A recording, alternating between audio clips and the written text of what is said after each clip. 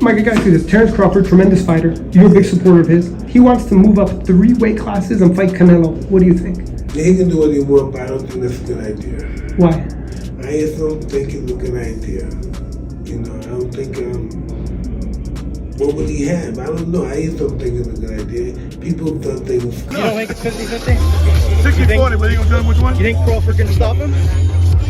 Crawford can stop anybody.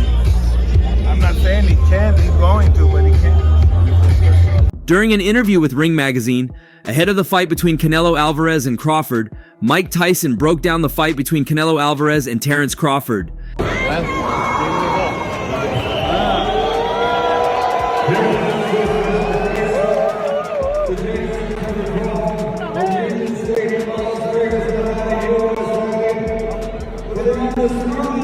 Mike Tyson is one of the most dominant boxing voices in recent history, and he did analyze the fight in the most intelligent way.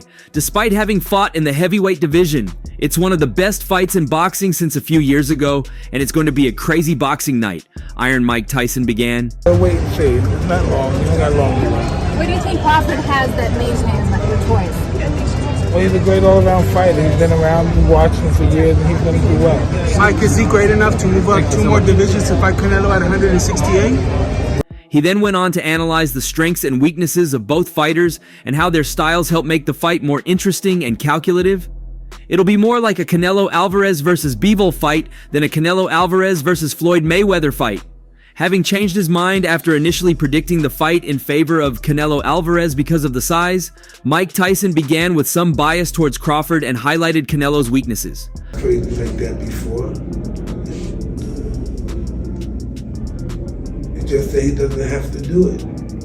He doesn't have to do it. Mike Tyson explained that Canelo Alvarez's weaknesses are worth noting, particularly when it comes to his conditioning and stamina.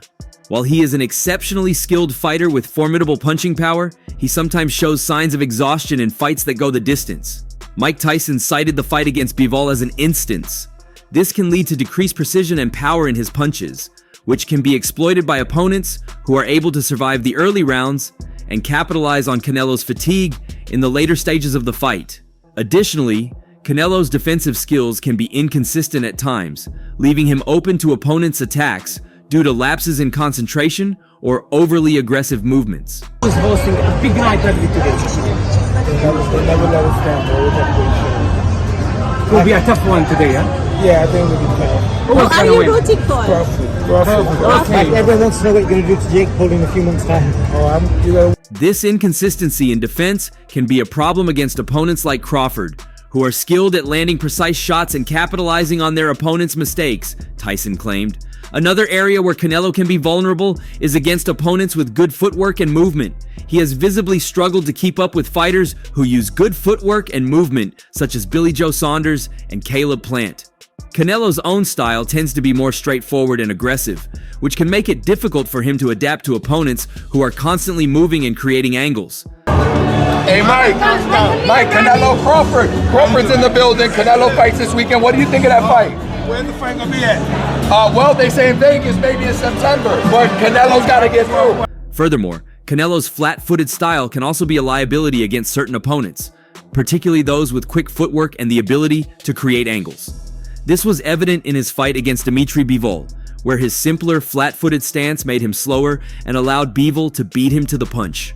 Opponents with strong jabs can also find successful landing shots on Canelo, particularly problematic against those with longer reach or jab-centric strategies.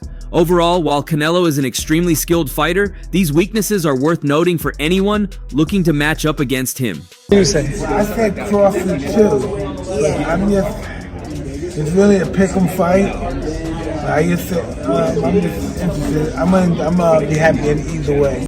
After this, Mike Tyson moved on and spoke about Canelo Alvarez's strengths. He claimed Canelo Alvarez's success can be attributed to a combination of his exceptional skills, relentless determination, and strategic training. Mike Tyson listed out some of Canelo Alvarez's strengths, saying he possesses extraordinary boxing skills, including powerful punching, excellent counterpunching abilities, and sharp head and body movement. His intense training regimen is tailored to his specific needs, including long-distance running to build endurance, boxing-specific drills to refine his technique, and sparring sessions to prepare him for the rigors of a fight. Watching right now, you keeping your eye on like a Crawford or anybody like that? I just came from Crawford's last fight. In LA? Yes. You went to it. What'd you think? I thought that was a tough guy, and that guy gave, you know what I mean? I'm glad that he came back the last 2 rounds. You know, that guy was very awkward and strong. Super awkward. Yeah, and this guy fights anybody. Crawford fights anybody. Yeah.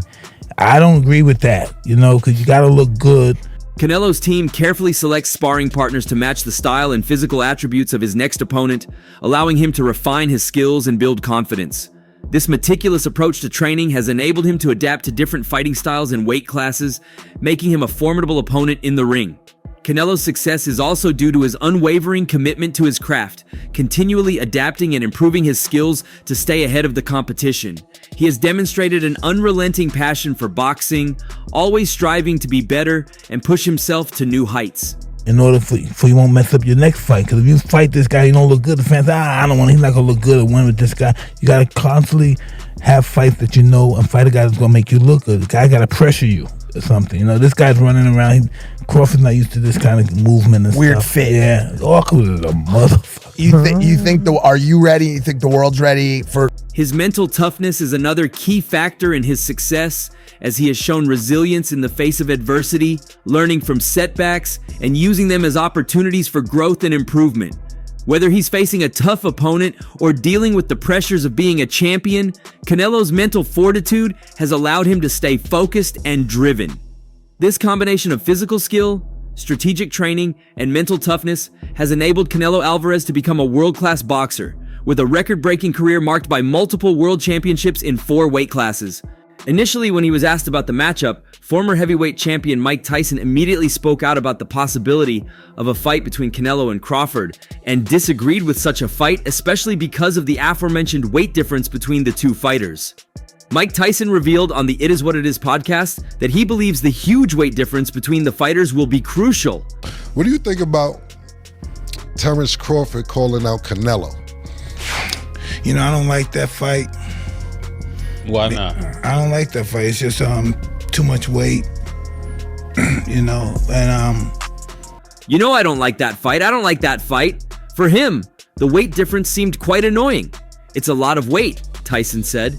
And to reaffirm his statement, Tyson recalled the fight between Crawford and Israel Madrimov in August 2024, when Crawford reigned as welterweight champion and moved up to 154 pounds. The fight went to a decision, something that has happened very little since 2016, but now Crawford would have to move up 2 weight classes to fight Canelo, so in Tyson's eyes, he shouldn't be fighting that guy. he had a close fight with the last guy he fought, Terence, because this guy was big and he was awkward. He was really awkward. He shouldn't have fought that guy. He should have fought a guy that would just come straight at him. The guy was too awkward. He's herky-jerky. However, despite his initial reaction to Crawford stepping up to face Canelo in what is a huge ask for the 37-year-old, Iron Mike appears to have now made a U-turn on this, as he claims his size means nothing. There's been men that have beat people. They're beating people bigger than them, 2 divisions bigger than them. It's not impossible. Henry Armstrong was a featherweight, and he beat the middleweight champ. At 130 pounds, he beat the welterweight champ.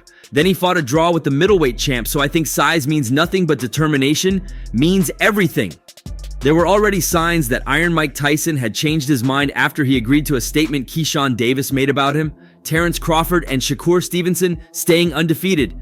We the best boxers in the town. We the best boxers. Stop playing, bro. We got Shakur Stevenson, Shawn Davis, Terence Crawford.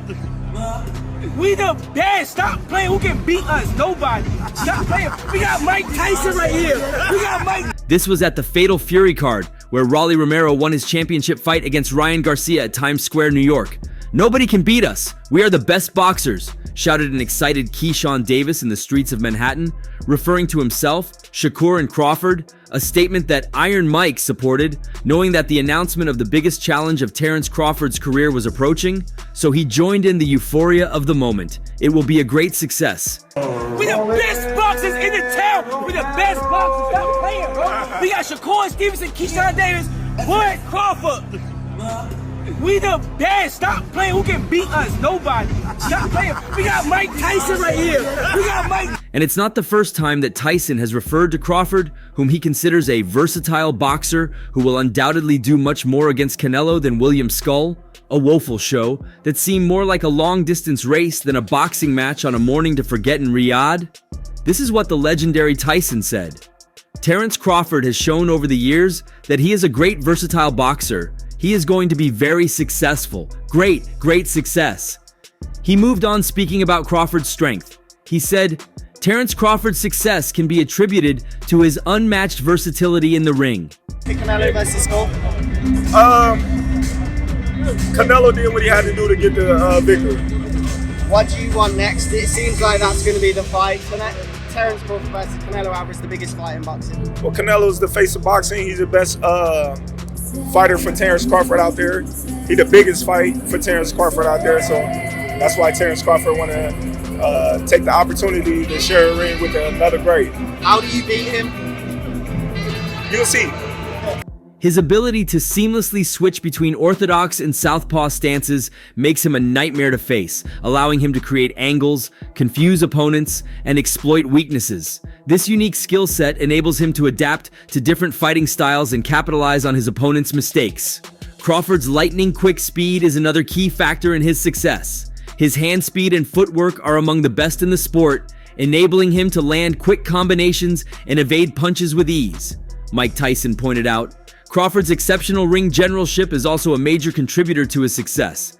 He has a keen sense of spatial awareness, which allows him to control the pace and distance of a fight. Come 12. Everyone's talking about the weight differences. What's your kind of response to that, Terence? That's why we fight the fight. So September 12th, we all going to see if the weight going to make a difference or not. Do you want to fight him twice and then retire? Is that kind of the ideal thing? One fight at a time. One fight at a time.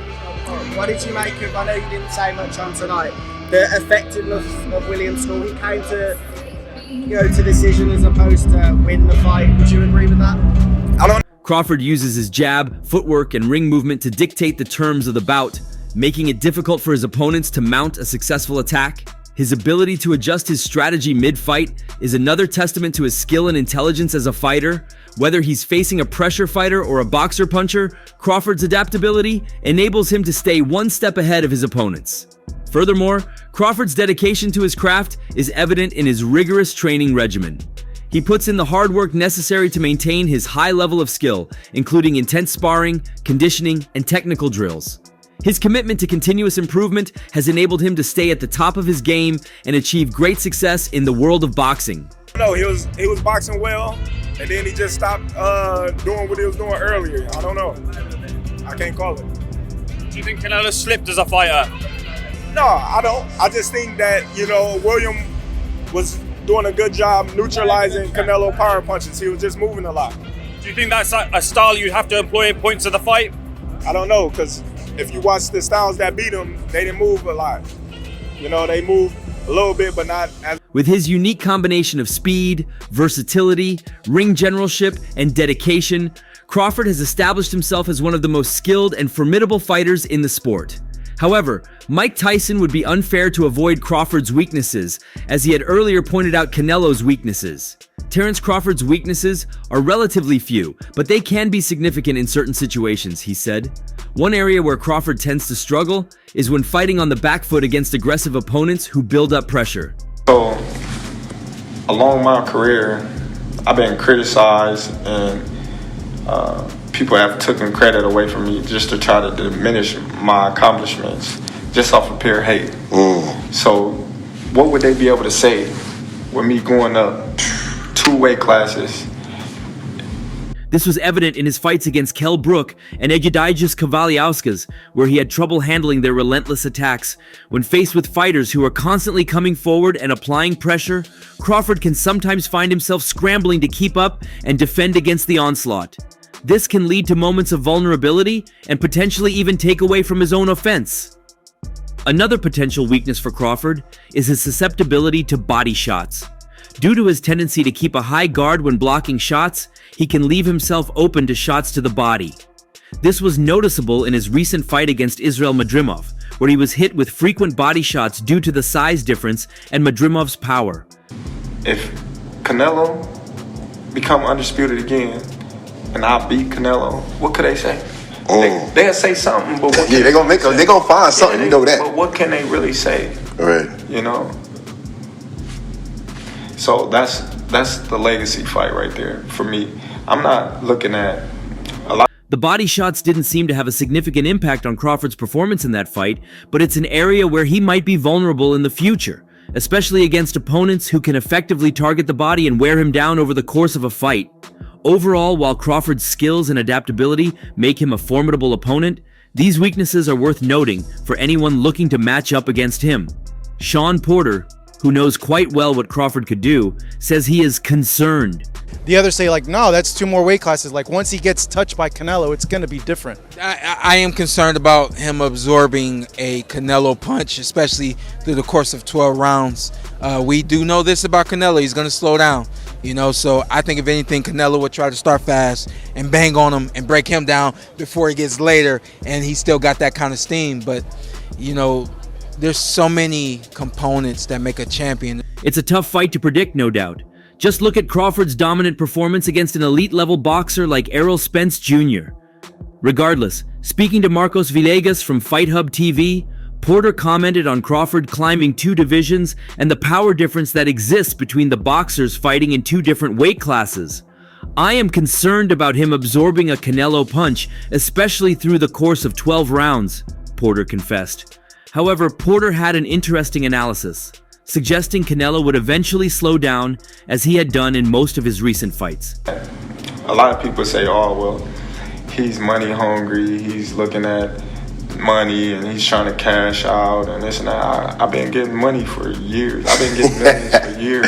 Yeah. And I'm not stupid with my money. Right. As you can see, I don't buy no Ferraris, Lamborghinis, and, you know what I mean, walk around with 100 people around me and I got all this jewelry that I done bought. Like, I don't do all that stuff. So it led Porter to believe Canelo would start the fight on the front foot and bang on Crawford and break him down before the late rounds, when he won't have the energy while Crawford would. Even so, Shawn Porter didn't seem convinced that he had the answer to who would emerge victorious, claiming, "But there's so many components that make a champion. It's a conversation that lasts an hour easily when we talk about all the components that Terence Crawford has." There's so many components that make a great, a legend. It's just so much to go into. It's a conversation that lasts an hour easily when we talk about all of the components that Terence Crawford has, all of the components that Canelo have, and how we find how they even out and who trumps one another, you know what I mean? We tried to do that with Errol Spence and Terence Crawford, and we see how that panned out, you know what I mean? So Shawn Porter, who was stopped by Crawford in the 10th round of their 147 title bout, disagrees that Canelo Alvarez has the advantage here. He told Fight Hype that his former opponent has many advantages against an aging Canelo. "You have to get your mind out of the space of who's stronger. Boxing ain't just about strength. Who's smarter? Who's more athletic? Who's faster? Who's got more stamina? Who's got more experience?" The list goes on. You add all that up and you think, wow, a lot is actually on Terence's side. I actually think that fight would be really interesting. I think that Canelo is not who he was 3-4 years ago. I wouldn't say he's declining fast, but his career is definitely not going up, and he hasn't done this level in 2 or 3 years. It ain't a fast decline, but Canelo's certainly not who he used to be. A fight between them would be interesting and definitely competitive. I actually think that a fight between Terence and Canelo would be really interesting. Crawford going up to 168 to face Canelo. I think that Canelo is not who he was 3-4 years ago. Really wouldn't say he's declining, definitely not fast, but I mean, his career is definitely not doing this. And it hasn't done this in 2 or 3 years. So obviously it ain't a fast decline, but Canelo's certainly just not who he used to be. Terence Crawford, you imagine he's probably training at 160, which means his body's not foreign to being as high as 165. The city of Las Vegas will be the scene of one of the most anticipated fights of the year. Terence Crawford and Saul Canelo Alvarez will face each other on September 12th in a clash between undisputed champions that promises to go down in the history of modern boxing. Despite the fact that Canelo is the favorite, there are some experts who trust in the talent of Bud despite the weight difference. Although Canelo is the favorite, Crawford is the undisputed champion in 3 divisions, so more than a fight, it is a fight for legacy. Some, like former boxer Tim Bradley, believe that Bud's style will be difficult to decipher for Canelo, who made it clear that he struggles against slippery opponents in his last fight against William Skull. People say, oh, well, maybe it was the weight or whatever the case is. What do you think about that? Like, talking about the weight at 154? Well, I wasn't worried about that. I felt stronger than him. Mm-hmm. You know, I felt that I punched harder than him. I felt as if I hurt him many of times in the fight. Yeah. But I just felt like, you know, he came prepared and he was ready and he fought a good fight. Yeah. He was awkward. He was patient. He was determined. Will Iron Mike be a prophet? And will the Nebraska native be the one to make the Mexican bite the dust in September? And that's all for now. For the very best updates on news, moments, events, and actions in the world of boxing, stay connected with us by subscribing to our YouTube channel, and don't forget to turn on notifications to get notified when we drop quality contents like this. Until next time, peace out.